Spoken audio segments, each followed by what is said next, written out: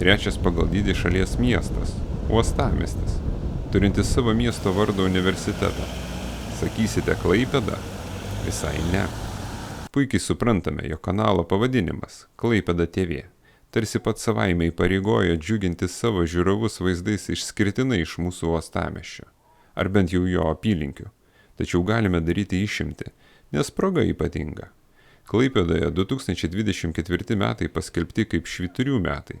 Tad mes, kaip tie farologai, imamės kolekcionuoti švyturius ir vykstame į kaimyninės Latvijos miestą Liepoją.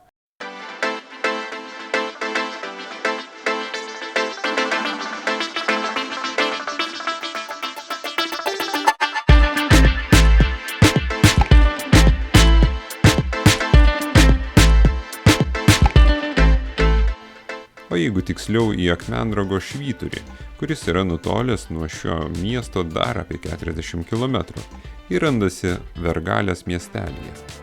Į pačios Liepojos švyturį mes taip pat dar grįšime kituose mūsų siužetuose, o dabar pavažiavę šiek tiek tolimesniu atstumu, kurio dalį tai yra apie 5 jūrmyles, švyturių entuziastui teks įveikti dulkėtų žvyrkelių, bet ko nepadarysi, jeigu tavo sielai artimi vaizdai ir simboliai, kurie neatsiejami nuo jūros.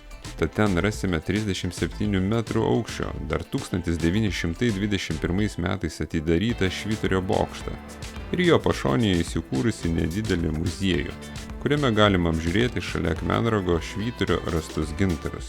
Švyturio duris plačiai atvertos lankytojams nuo trečiadienio iki sekmadienio. Beje, vos už 1 eurą saugusiam asmeniui. Gal jums jau teko lankytis šioje vietoje? Būtų įdomu sužinoti komentaruose. O dabar tikimės jūsų patiktukų ir žinoma prenumeratos su varpeliu, kad nepraleistumėte kitų mūsų video.